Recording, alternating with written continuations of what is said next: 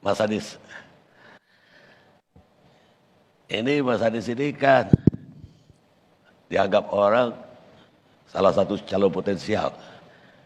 Kalau Kang Emil tadi saya masih bertanya, ini mau jadi gubernur DKI atau mau jadi presiden? Kalau Mas Anies ya udah disidit lah oleh orang banyak. Seandainya itu terkabul, Mas Anies mau bangun apa dulu? Mau apa? Mau bangun apa dulu dalam Indonesia Bangkit? Oh, iya. Terima kasih Bang Karni. Selamat untuk TV One. Alhamdulillah perjalanan 14 tahun. Insya Allah makin sukses ke depan. Amin. Teman-teman panelis, Bapak Ibu sekalian saya hormati. Jadi begini, kalau pertanyaannya itu terkait Indonesia Bangkit, saya rasa memang krusial. Apalagi kita di Jakarta ini kontribusi 18% dari perekonomian. Tapi sebelum kita bicara tentang perekonomian ya, apa itu krisis? Krisis adalah perubahan yang dipercepat. Setiap pribadi mengalami krisis, organisasi mengalami krisis, atau negara mengalami krisis, maka sesungguhnya dia sedang mengalami perubahan yang dipercepat. Itu terjadi kita. Kita lihat saja. Bagaimana ketika pandemi itu dinyatakan, tanggal 11 Maret 2020. Pada saat itu dinyatakan sebagai pandemi, kami tanya pada para ahli, ini apa artinya ketika epidemik disebut jadi pandemi? Salah seorang ahli epidemiologis itu mengatakan kepada saya, Mas, Pak Pandu Riono, Mas, ini artinya akan panjang. Mungkin sampai akhir masa tugas di Jakarta, kita akan masih mengalami pandemi. Pada saat itu, banyak dari kita yang masih belum menyadari magnitudenya. Dan begitu dinyatakan sebagai pandemi, berubah sekali. Hari ini kita mendengar testing, siapa saja melakukan testing gejala, coba cari PCR lab. Bang Karni, 2 tahun lalu yang namanya PCR itu kita awam nggak tahu itu apa. Oke? Alat yang kita miliki di Jakarta, kemampuan melakukan testing per hari maksimal 150 sampel per hari. Muncullah krisis ini, Pak, begitu muncul krisis langsung kita harus mengubah. Dulu alat ini dipakai untuk riset, karena itu kapasitasnya kecil, sampel-sampel untuk riset, mendadak dipakai alat diagnosa. Diagnosa untuk ukuran penyakit yang kolosal. Berubah cara kita mengelola. Langsung dilakukan penyesuaian. Dan ketika perubahan itu dilakukan yang sangat cepat, yang menjalani belum tentu merasakan atau memiliki kesadaran bahwa dia atau kita sedang menjalani perubahan yang dipercepat. Cuci tangan, higienitas, kita tahu tulisannya. Tapi begitu ada pandemi, kebiasaan cuci tangan muncul. Hand sanitizer di mana-mana, mendadak yang namanya bersih itu menjadi sesuatu yang harus dikerjakan. Bukan sekedar disadari. Jadi kita harus memanfaatkan yang disebut sebagai krisis ini untuk melakukan perubahan-perubahan yang dipercepat di berbagai aspek. Di sini masuk persoalannya. Perekonomian kita turun. Tapi perekonomian kita turun itu bukan salah hitung. Bukan ada investasi yang salah, bukan ada kebijakan yang salah. Tapi ekonomi kita turun karena mobilitas penduduk dibatasi, interaksi antar orang dibatasi, sehingga transaksi yang sifatnya langsung turun. Tapi transaksi yang tidak face to face mengalami lonjakan. Yang tadi Bro Sandi sebutkan kurvanya K. Ada yang naik, ada yang turun. Yang harus berinteraksi langsung drop. Tapi yang digital pop, naik. Banyak yang kemudian mengalami lompatan. Nah, ini kesempatan bagi kita sebagai bangsa untuk melakukan penataan ulang atas perekonomian kita. Perekonomian ini semuanya ikut sumbang. Ada yang bawa modal uang, ada yang bawa modal tenaga, ada yang bawa modal teknologi, ada yang bawa modal tanah, ada yang bawa modal macam-macam. Masuklah dalam sebuah perekonomian. Lalu dari situ ada distribusi pendapatan. Ada yang dapatnya banyak, ada yang dapatnya sedikit. Nah, ketika terjadi krisis ini, berhenti semua. Ketika kita memulai lagi, maka kita harus meningkatkan kualitas perekonomian kita. Bukan saja perekonomian yang berorientasi pada pertumbuhan yang cepat, tapi juga pertumbuhan yang berkualitas. Yang kecil ditumbuhkan besar. Bukan hanya yang besar tambah besar. Yang besar tambah besar gak apa-apa. Tapi yang kecil jangan terus kecil. Yang kecil harus tumbuh besar.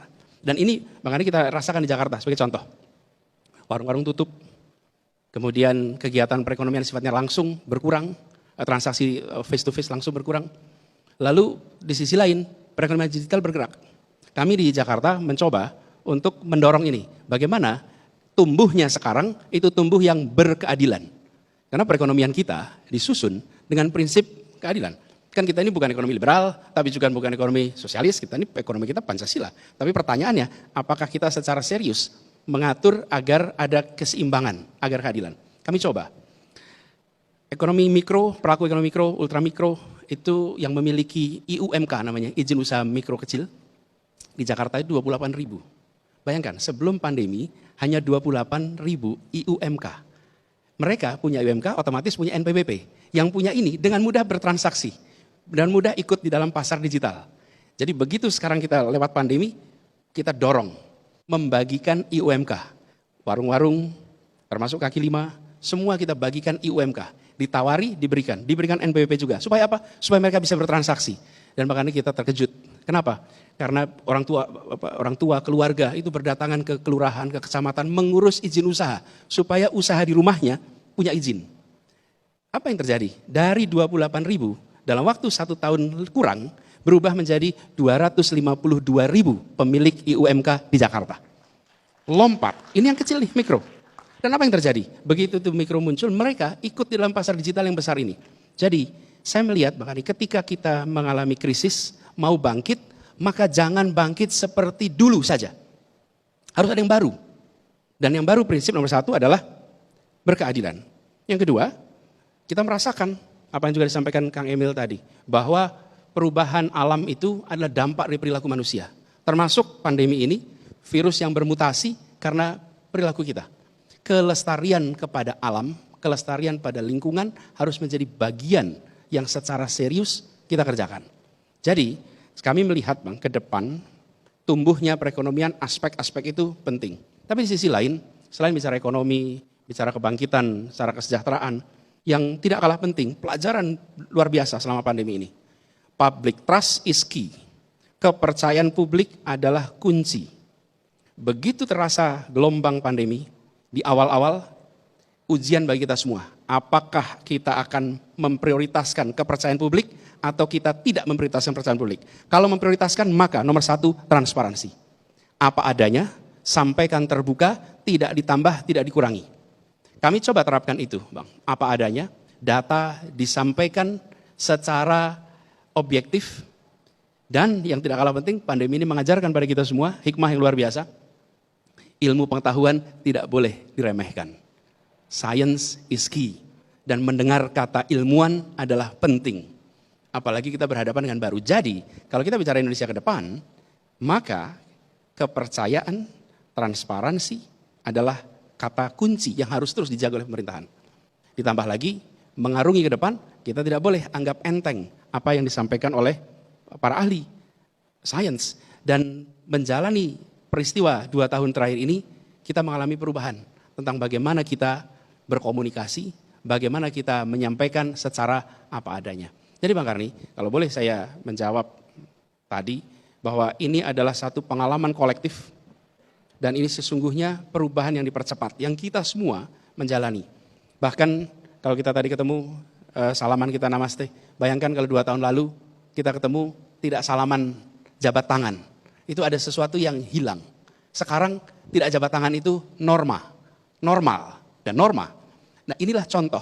Jadi kita yang berada di dalam amanat-amanat penting di masyarakat, dari mulai di komunitas sampai di tingkat pemerintahan daerah dan lain-lain, perlu memanfaatkan ini sebagai sebuah kesempatan untuk melakukan perubahan yang fundamental. Begitu Bang Andi, terima kasih. Baik. Mas Anies itu banyak sekali dapat award, penghargaan. Dari integrasi, transportasi, angkutan umum di Jakarta, sampai terakhir aplikasi Jaki pun nomor 1 di Asia. Mengalahkan Singapura segala. Tapi kritik juga bertubi-tubi. Dari Formula E, kemudian sumber resapan lagi. Ini bisa dijelasin nggak yang 2 ini, Formula E dan sumber resapan, apa yang terjadi? Ya, jadi begini, kalau kita bicara tentang masalah yang ada di masyarakat, maka kita akan melihat kondisi masyarakat dan hajat hidup mendasarnya. Makanya kalau tanya pada keluarga-keluarga di Jakarta, apa persoalan paling dasar, mereka akan menjawab biaya hidup yang tak terjangkau. Yang kedua, lapangan pekerjaan. Barusan ini kita ingat, ini kita bareng-bareng, lapangan pekerjaan. Kemudian persoalan apa lagi yang mereka akan nyatakan? Mereka akan menyatakan tentang kesehatan, tentang pendidikan. Kami akan fokus pada masalah-masalah yang senyatanya menjadi kebutuhan utama masyarakat. Pembicaraan sosial media akan sangat ditentukan oleh mereka yang memiliki jumlah pengikut. Hal yang tidak penting bisa menjadi amat besar, tapi hal yang mendasar bisa jadi tidak pernah dibicarakan di sosial media. Inilah kenyataan yang kita hadapi sekarang. Jadi, Bang Karni, kita sekarang ketemu dengan fenomena itu. Saya sebagai yang bertanggung jawab atas sebuah kota, maka tanggung jawab saya adalah kepada 10 juta lebih penduduk Jakarta yang hajat hidupnya harus dipenuhi. Bukan sekedar mengikuti percakapan di sosial media. Karena yang harus diselesaikan adalah masalah, bukan sekedar perbincangan. Nah inilah yang kemudian makanya menjadi dasar bagi kami. Jadi ketika bicara tentang award itu adalah kenyataan. Itu bukan soal jumlah pemberitaan. Ya, itu dua hal yang berbeda. Itulah kenyataan. Dan kita bekerja untuk kenyataan-kenyataan. Kenyataan-kenyataan itulah yang kemudian dinilai. Berbeda dengan pembicaraan. Dan kita akan bisa menyaksikan. Di Jakarta misalnya, kita membangun stadion yang sedang fase finishing. Waktu itu Bang Andi dengan teman-teman Pemret kita kumpul di sana sekitar bulan Oktober mungkin, Oktober-November waktu itu.